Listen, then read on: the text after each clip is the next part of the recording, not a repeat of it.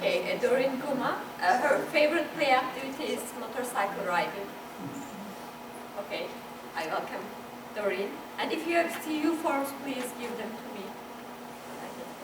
Good morning, everybody, and thank you so much for being here. So today and in the program, I discussed the fact that time to play is a state of mind, and I could have called it issues or obstacles to play. Maybe people would have understood a little bit better.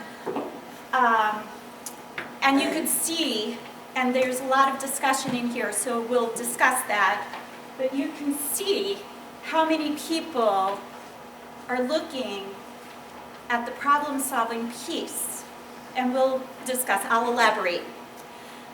So, I believe that time to play is a state of mind, and without it, people will not play. And I heard about the U.S. Play Coalition by accident. Somebody tagged me on the Twitter in a post, and I'm like, oh my gosh, what does that mean? Because I'm like social media incompetent. So I Google U.S. Play Coalition, and I called Carly. I'm like, oh my gosh, you guys are like the opposite of what I'm trying to bring out. You know, they're the physical play, health through physical play, and I'm the obstacles because of our own people. So we'll go over, I have a ton of stuff to cover. Quick housekeeping, and I didn't know what I was walking into, so item number 6 here is, I'm sorry, I took advantage of the opportunity. I put everything and the kitchen sink on the slides because I wasn't sure what the setup was going to be, so it's the wrong way, but I wanted to make sure I didn't forget anything. So, quick housekeeping and disclaimers. I do not believe play is just for kids. And I know that this conference's goal is to help people and children to grow appropriately from birth. And I'll explain in a moment, but I've worked in skilled nursing for since 2001 and in healthcare in general since 1987. And I see the deficiency that we have from youth, but we also have to try to help the people who are not youth get back to some type of fundamental, and so we'll discuss. So if you do Google play, it just has the definition of play being children. There is nothing for us, so we're supposed to just, sit and not enjoy our life. I use time to play as synonymous with quality of life. So play is not necessarily, doing the parachute game, but play is quality of life. I request you keep an open mind. I don't mean to generalize. I'm not saying, this is it for everywhere, but it's just stuff I'm throwing out there. So we want to start a discussion, make people think. I believe, and I said the lack of ability to play starts early. Note that I cannot fix anybody. Not one person here can fix anybody. But my goal is to plant seeds, look for root cause, bring up some issues, and start to change. Oh, do you see the symbol? Okay, when we see the symbol, I would like us to collectively say, it's in the book. Because these two gentlemen, we've been talking, and I must have said it's in the book 4,000 times since we met. Okay, so let's practice. Ready? It's in the book. Perfect. Okay. So really quick, who are you guys? Are you guys teachers? Administrators? Parks departments? Who are you guys? What is quickly to just tell me? I know you're YMCA, physical play. University professor. And what did you Management. I don't do anything that's related to play now. I appreciate but I'm that. Designing curriculum for leadership program. Beautiful. And working on my doctorate. Beautiful. Professor of Public Health Sciences here at Thompson. Beautiful. University professor at Duquesne University in early childhood education. So rude, right?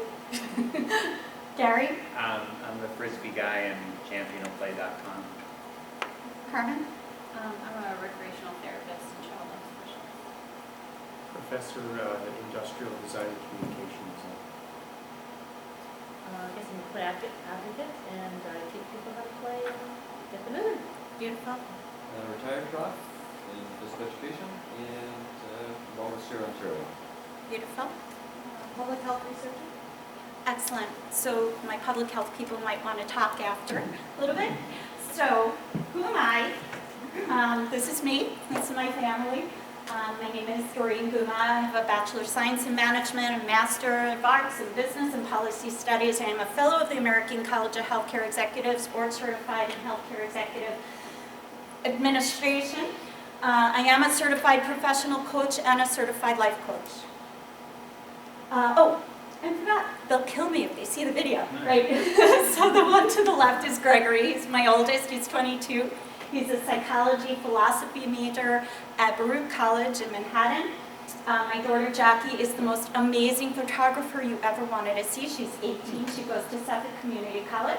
My husband Jim, who I don't know how he puts up with me for the past 30 years. This was our 25th anniversary renewal of the vows.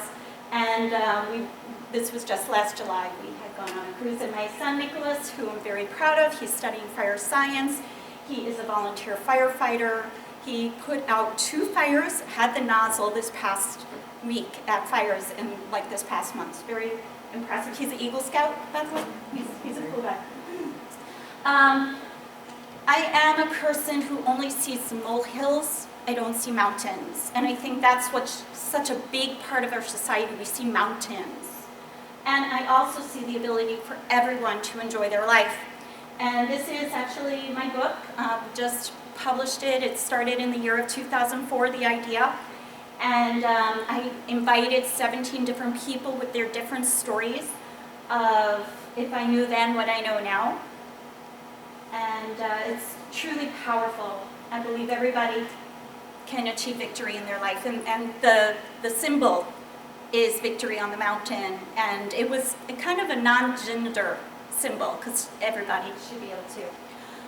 So I'm lucky. I'm a person who woke up one day and saw this as my tombstone. Truly, Doreen worked hard, swear. 16 hours worked the day before, woke up, made some coffee, and I'm like, oh my gosh, this is what my tombstone's gonna say if I don't cut it out. And nobody's gonna care. And that's a real big wake-up call. So I realized we're mostly on a hamster wheel. Who agrees with me?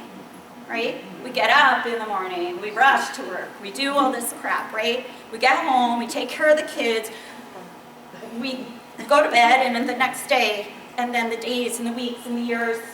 And are we doing what we love? And are we living instead of enjoying life? And there's a big difference, right? So I started to look around and I realized a lot of people are tired, and those in public health policy, you guys know, and actually everybody in this room, we understand that we can't just let a thing go, right? We've got to try to figure out solutions.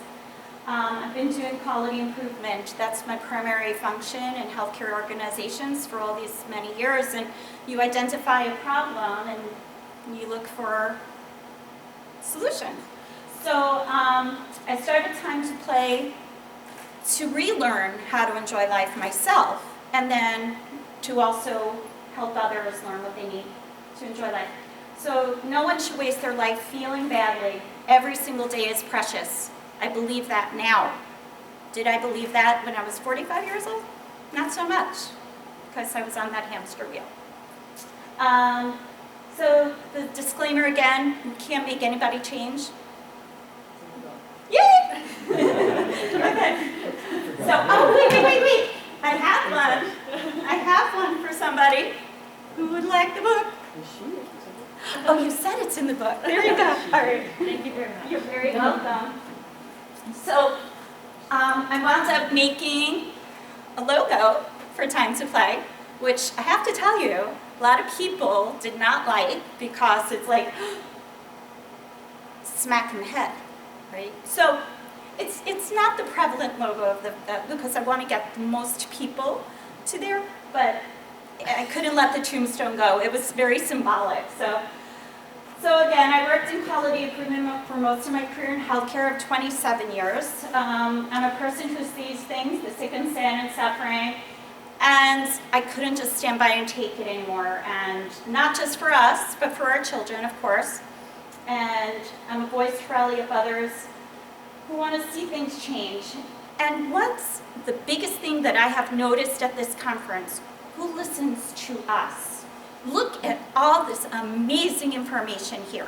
Look at all these people. Look at Dr. Brown, who has dedicated his whole life. Who listens to us, right? Who agrees with that?